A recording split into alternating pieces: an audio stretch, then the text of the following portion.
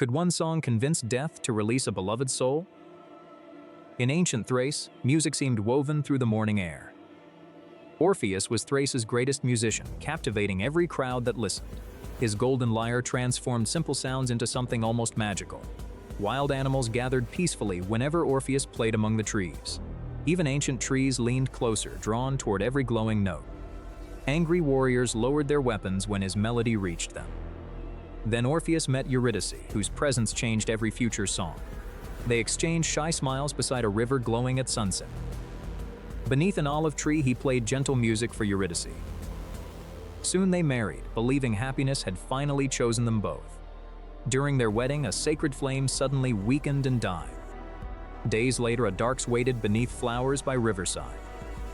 Eurydice wandered through the meadow while Orpheus prepared another song. The hidden snake struck quickly, changing their world forever afterward. Before help arrived, the poison stole her strength and breath. Orpheus found her too late, surrounded only by terrible silence. He called her name repeatedly, but no answer ever returned. That evening, Thrace mourned while Orpheus stood apart from everyone. For once, the famous musician could not touch his lyre. His grief became a decision no living person had attempted. If death took Eurydice, Orpheus would demand her safe return. He found a black cave descending toward the dead's kingdom. Every descending step left sunlight, birds' wind, and warmth behind. Below, countless pale shadows waited beside a cold black river. These dead souls had lost memory, touch, and ordinary Charon immediately recognized that Orpheus was still alive and breathing. The boatman blocked passage and ordered the living musician away. Instead of arguing, Orpheus raised his lyre and began playing. The melody softened Charon's hardened expression beside the dark ferry. Charon carried a living man across the Styx that night. The black river moved silently, reflecting neither stars nor sky. Cerberus, the three-headed guardian, waited beyond the opposite river shore. Three snarling mouths surrounded Orpheus as he approached the gate. He played a lullaby, slower than a sleeping heart's rhythm. One by one, Cerberus' three heads lowered into peaceful sleep. Orpheus entered halls where every footstep returned as distant whispers. The Furies appeared, punishing guilty souls without mercy or Orpheus changed the song, filling it with regret, not fear. Even the Furies lowered their weapons and wept quietly together. At last, Orpheus faced Hades and the compassionate queen Persephone. Hades demanded why this living man entered his eternal kingdom. Orpheus offered no threats, he simply began his greatest song.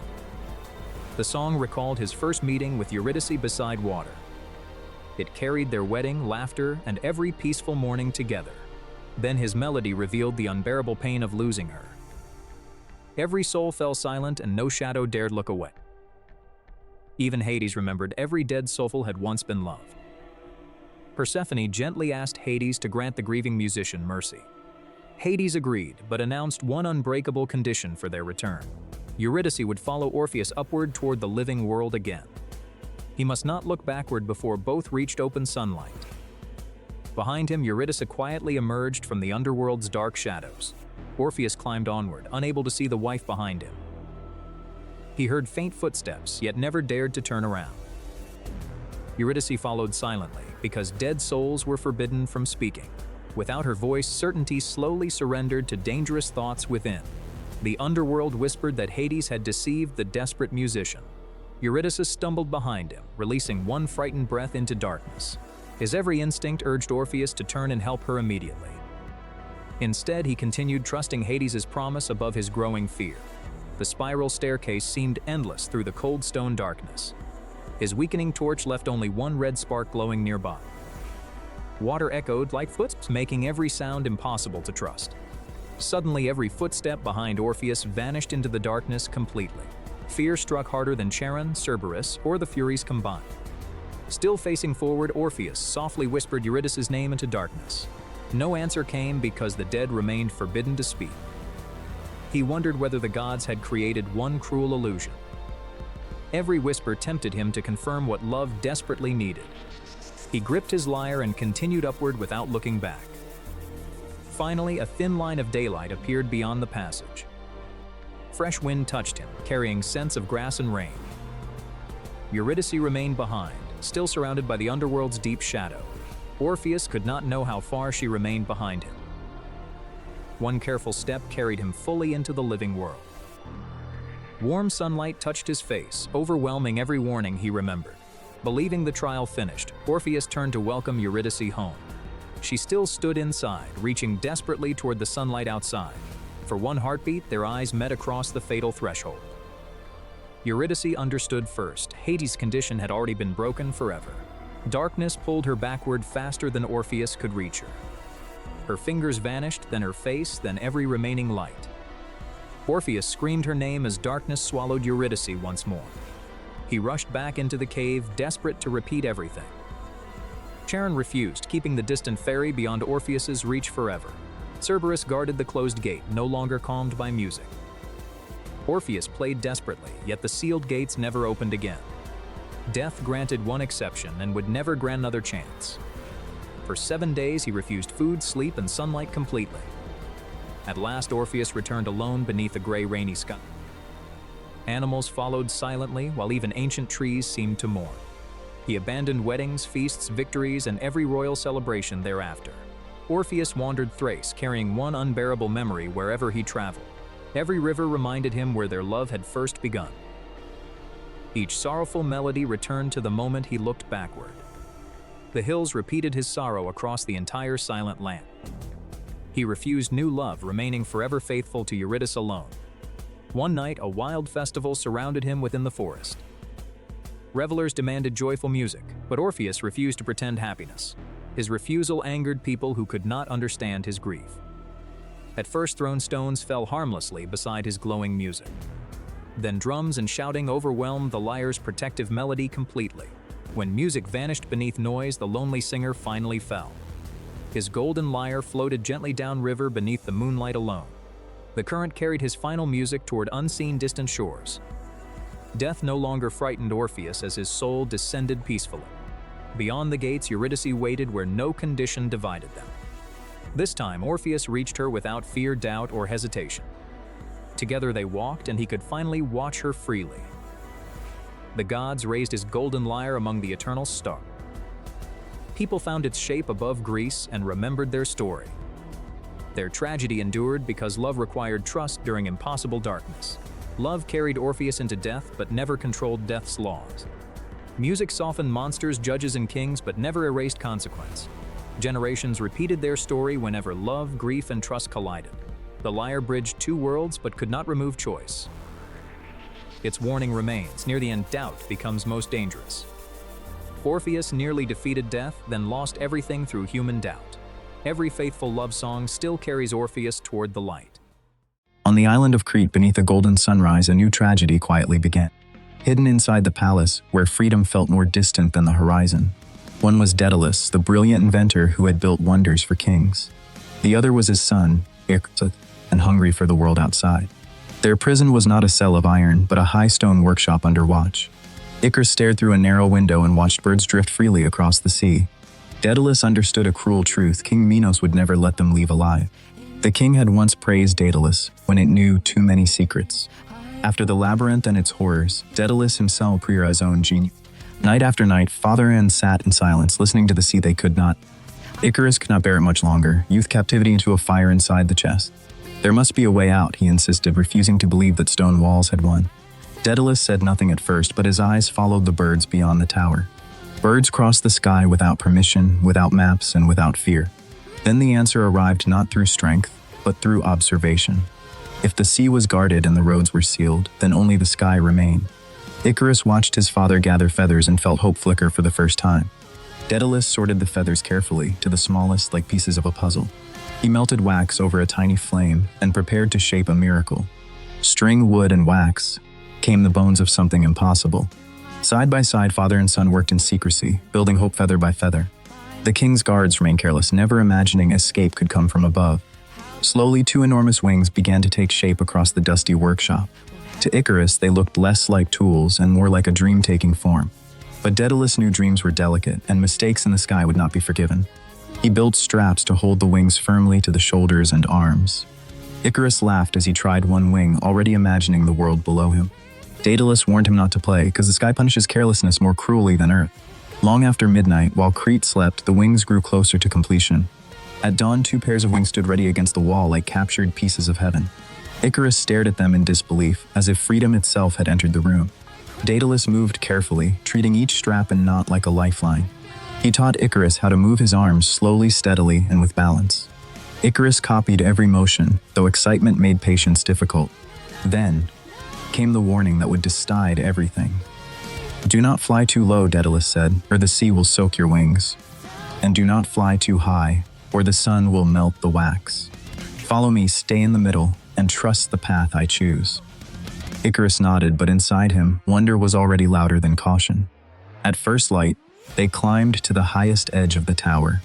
The world stretched below them, cliffs, waves, and a kingdom that believed them trapped. Daedalus tightened every strap on his son's wings with trembling hands. Icarus smiled, fearless in the way only the young can be. Daedalus stepped into the air first, and for one breath the world held still. Then the wings held, and he glided above the sea like a living bird. Icarus leaped after him, heart-pounding, leaving prison behind in a single bound. For a terrifying moment he dropped, then the wings caught the wind. Suddenly, father and son were flying together above the shining sea. Far below, the palace guards looked up in disbelief and shouted in panic. Even King Minos could only stare as his prisoners escaped the impossible way. The sky opened around them, vast, clean, and freedom tasted brighter than sunlight. Icarus laughed in pure joy, overwhelmed by the thrill of flight.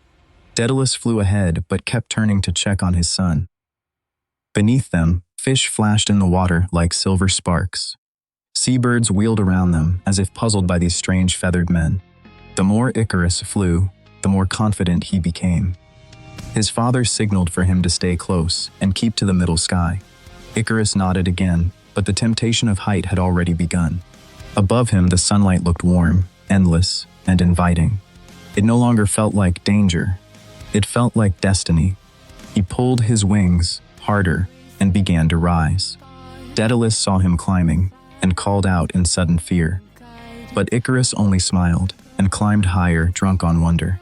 Soon clouds drifted between them, and distance turned guidance into echoes. Above the clouds, the world felt unreal, as if he had entered a dream. Then the wax began to shine strangely under the growing heat. One feather slipped loose and spun into the air. Icarus looked back, surprised, but still did not understand. Then another feather fell, and then another. And far below, Daedalus shouted for him to descend immediately. Panic arrived too late, and Icarus beat his wings harder. The sun answered with silence as warm wax dripped from the feathers. The beautiful wings began to collapse under him. In one awful moment, joy turned into terror. Icarus fell through the sky, surrounded by the feathers of his broken dream. Daedalus plunged after him, reaching through empty air. The sea rushed upward, cold and merciless beneath the falling boy. Feathers spiraled around him like pieces of a promise undone. For an instant, his face held fierce shock and the last fading light of wonder. Then Icarus struck the sea, and the sky went silent. Daedalus circled desperately above the waves, calling his son's name. Only feathers floated back to him, rocking gently on the water. At last he landed on a barren shore, carrying grief heavier than stone. The inventor who had conquered the sky now knelt helpless before the sea. Sunset painted the waves gold, but no beauty could soften the loss. Daedalus gathered the scattered feathers as if he could gather time itself. He honored the place where the sea had taken Icarus from him. In later years, people would remember those waters by the name of Icarus. Daedalus continued onward alone, carrying broken wings and a broken heart. Yet memory stayed alive, the laughter, hope, the impossible first flight. He remembered the lessons, the warnings, and the love behind every word. The sun had not been evil, it had merely remained what it always was. The danger had come from a different force, the hunger to rise beyond wisdom. Icarus wanted more than escape. He wanted greatness, wonder, and the impossible. That is why his fall still haunts the world, because it began with a dream. Daedalus gazed across the horizon and understood that genius cannot protect every heart. Between the sea below and the sun above, survival had always lived in balance. But ordinary choices often preserve extraordinary lives. The broken wings remain proof that brilliance without restraint can become tragedy. Soon the tale spread from shore to shore, told by sailors, traders, and poets. They spoke of the boy who flew higher than any mortal should. Some remembered his courage more than his mistake. Others remembered the warning he ignored and the price he paid. But everyone remembered the image of a feather drifting beneath the sun. Daedalus lived on, but the sky would never feel the same again. Every bright morning carried both triumph and sorrow in equal measure. For every parent, the story carried another pain the moment guidance is no longer enough. For every young dreamer, it carried a challenge to chase wonder without abandoning wisdom. Even now, the sea seems to whisper his name when the wind grows quiet. Some say the sky still remembers the shape of his flight. He flew too close to the sun, but also closer to immortality through story.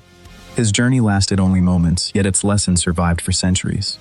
A single feather can lift a dream, or mark where one was lost. Daedalus released one feather to the wind as if letting his son fly once more. It rose briefly above the water, dancing in the fading light. In that quiet hour, grief and beauty shared the same horizon. The myth endures because every human heart knows the temptation to go too far. It also reminds us that wisdom is not weakness, it is the art of returning alive. Icarus fell, yet his name rose higher than kings, prisons, or fear. And so the boy who flew too close to the sea became a warning and a legend forever. Some places allow one mistake, then never offer a return. Deep beneath ancient Crete, cold corridors swallowed every sound. One sandal was missing and red thread lay beside him. His fading torch made the surrounding darkness feel even deeper. Then two crimson eyes slowly opened beyond the distant archway. Heavy hooves struck stone, growing louder with every breath. The traveler rose and ran through identical twisting corridors. This was no ordinary maze built for careless visitors. It was the labyrinth beneath the great palace of Knossos. Daedalus created it under the command of King Minos. Inside, every passage seemed to move behind the trapped traveler. At its center lived the Minotaur, half man, half bull. Its strength was terrible, and its hunger never truly ended. For years, young Athenians entered the maze as unwilling sacrifices. Their families watched helplessly, because nobody had ever returned. Then Prince Theseus stepped forward and challenged the ancient terror. He promised to enter willingly and destroy the Minotaur forever. His father begged him to stay, but Theseus refused. Wearing a red cloak, he sailed across the Aegean Sea. At Crete, he faced the labyrinth's enormous black entrance. That night, Princess Ariadne secretly came to meet him. She placed a coil of red thread in his hands. "Bind it at the entrance," she whispered, "and never release it. Darkness may deceive you, but this thread remembers home." Theseus tied the thread tightly around a massive stone column. Inside a maze, one good knot can preserve a life. He tested it twice before crossing the first shadowed doorway. The thread unwound behind him, forming a narrow path of hope, but the labyrinth was designed to destroy both plans and courage. Sharp stones could catch the thread and cut it suddenly. So Theseus moved slowly, keeping it near the wall. He wrapped it around obstacles, preserving direction and steady tension. At each junction, he scratched arrows into the stone. Inside the labyrinth, even tiny tools could save him. When corridors looked identical, Theseus trusted more than sight. He felt the air and carefully watched his torch flame. A leaning flame revealed drafts moving through hidden openings. He tossed pebbles forward, testing pits and empty chambers. Sometimes he pressed his ear against the freezing walls. Echoes carried dripping water, falling stones, and distant breathing. Then a mighty roar shook dust. The Minotaur had caught the scent of a stranger. Theseus lowered his torch and hid behind a broken corner. Fighting inside that narrow corridor would mean certain death. The creature heard clearly, smelled fear, and shattered solid stone. To survive, Theseus would make the maze fight for him. He moved silently between pillars, ruins, and shadowed openings. Broken statues and black stains became landmarks in memory.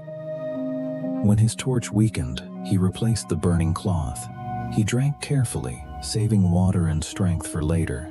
Panic made lost people run until their light vanished. Theseus slowed his breathing and kept his thoughts steady. An unusual draft led toward a chamber with many openings. Fresh air strengthened the flame and cleared his breathing. One sealed passage weakened both the fire and his chest. Theseus avoided it and followed the cleaner current downward. There he discovered an underground stream beneath low stone. Water might lead outside or deeper into a grave. He studied its direction before crossing an ancient wooden ladder. Every cracked stone was tested carefully with his spear. A hidden floor collapsed into darkness directly before him. Because he tested first, Theseus remained safely above the pit. Across the stream, heavy hoofprints covered the dusty ground. Animal smells and scratched walls revealed the Minotaur's territory. Theseus dimmed his torch and drew his bronze sword. In its reflection, two red eyes watched from behind. He refused to attack because surprise remained his greatest weapon. Instead, he threw a stone into the opposite passage. The sharp echo immediately drew the Minotaur away.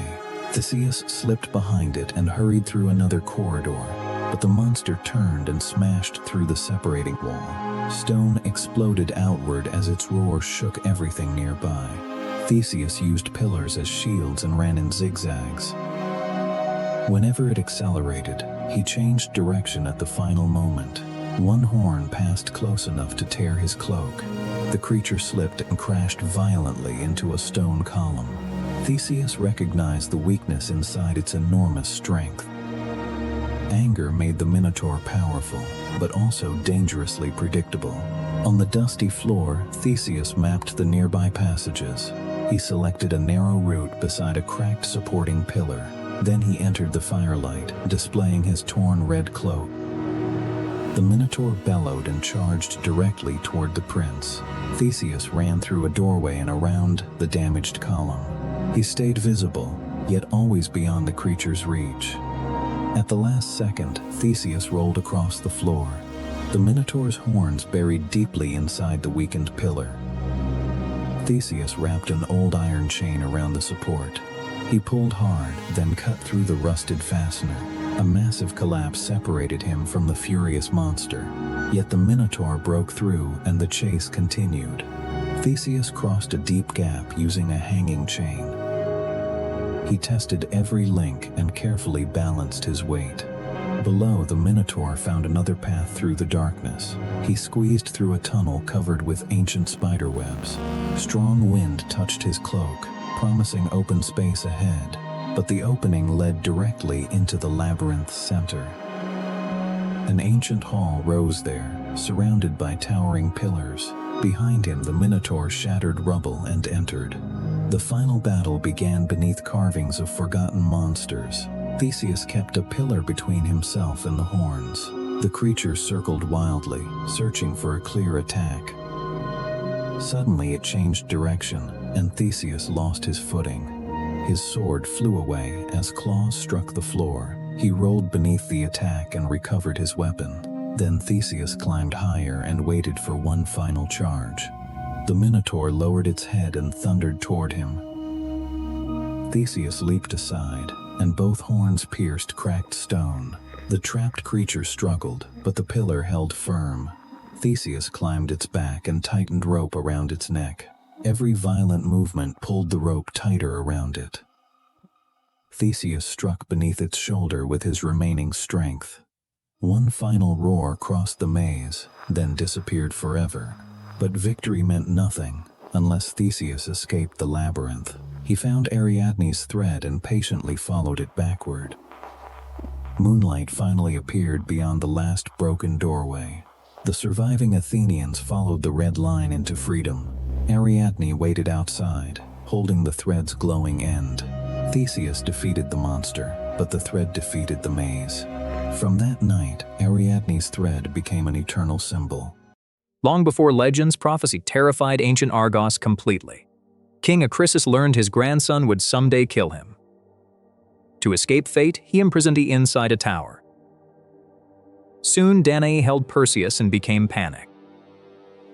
Acrisius avoided murder, choosing the cold, dangerous sea instead. Danae and Perseus drifted inside darkness through violent waves.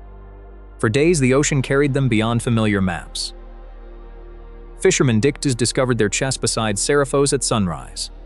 Perseus grew among fishermen, learning strength without royal privilege. He became brave, loyal, and quick to defend others. Polydex desired Danae and quietly hated her protective son. The king cleverly hid a deadly challenge inside celebration. Mockery pushed young Perseus toward one reckless, proud promise. Perseus vowed to return, carrying Medusa's deadly severed head. One direct glance from Medusa could petrify living victims. Polydex accepted, convinced this impossible quest would kill Perseus. Perseus had courage, but courage alone could never succeed. Hermes appeared beside the restless sea in silver light. Athena joined him, bringing wisdom and disciplined warfare skills. Athena presented Perseus a brilliantly polished bronze reflective shield. He would fight through reflections, never meeting Medusa's gaze. Hermes offered a curved blade capable of cutting immortals. First, Perseus needed to locate the mysterious ancient Graeae. 3 ancient Graeae sisters shared one glowing eye together. Perseus waited until none of the sisters could see. Then he seized their eye between 2 waiting hands. He withheld their sight until they revealed the path. Finally, they described a hidden valley beyond northern mountains. Beyond icy peaks, Perseus discovered a secret green valley. The nymphs welcomed him, already understanding his dangerous purpose. They gave Perseus winged sandals for traveling through air. They offered Hades' helmet, making its wearer completely invisible. Finally, a magical bag could safely contain Medusa's head. Perseus practiced flying low before trusting the open sky. He tested invisibility until even nymphs lost sight completely. Athena warned preparation separates true bravery from reckless suicide. At dawn, Perseus flew westward following the god's directions. A jagged island emerged beneath thick and threatening fog. Its shore held statues that once were living men. 3 Gorgon sisters slept inside ruins, only Medusa mortal. Even sleeping, Medusas twisted and tasted the air. Perseus lowered the helmet and vanished across temple stones.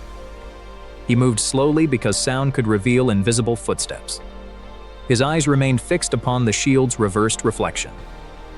One serpent sensed warmth where no visible body stood. Perseus stopped breathing, becoming still among surrounding statues silently. With each step, Medusa's reflection grew increasingly larger nearby. Then one golden eye opened inside the shield's reflection. Medusa awoke, but invisibility still concealed the approaching hero. Perseus circled silently, refusing every instinct to look directly. Her gaze swept the chamber, petrifying anything moving nearby. When Medusa turned, Perseus entered the final striking range. Watching only reflections, Perseus swung one decisive curved arc. The blow ended Medusa, but her deadly power remained.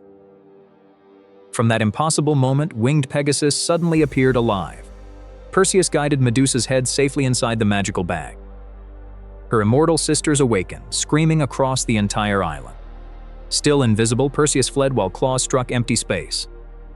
Winged sandals lifted him upward through the shattered roof. The Gorgons followed, guided by scent, sound, and grief. Perseus flew between cliffs, letting fog conceal his direction.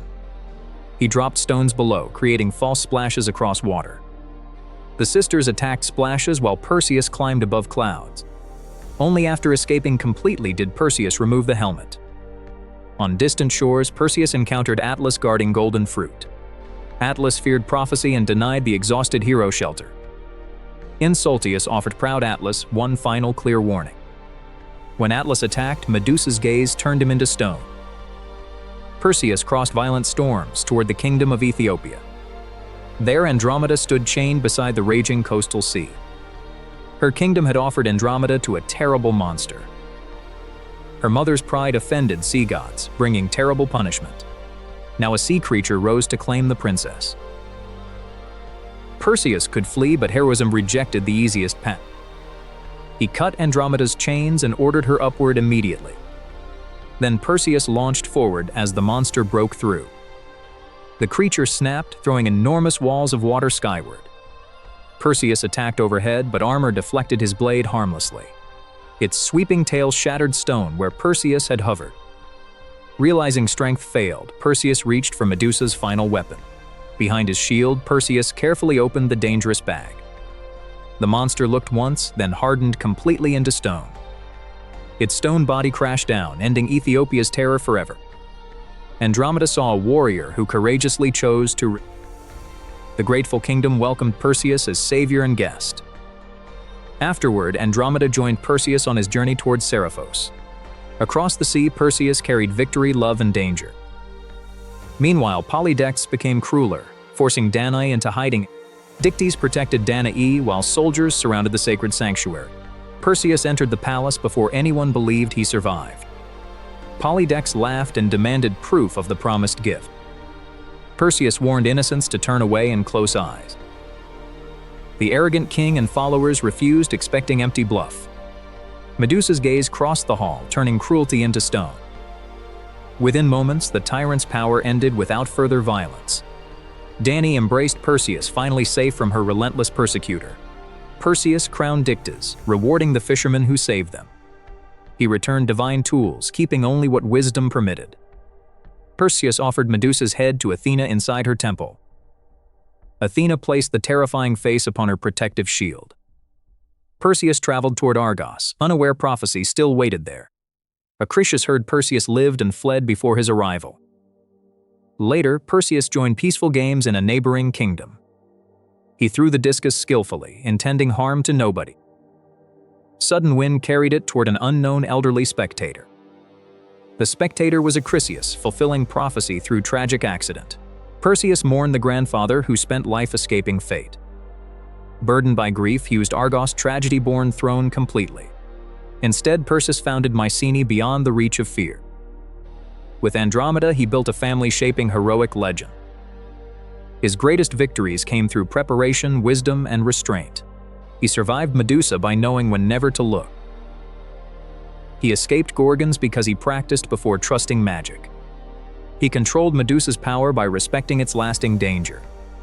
He became heroic by risking everything for a stranger. Medusa's victims warned against fear, arrogance, and careless sight. The heavens preserved Perseus and companions within eternal constellations. Perseus, Andromeda, and Pegasus became stars together forever. The abandoned child became a hero defeating impossible dangers. His legend endured because true courage always begins wisely.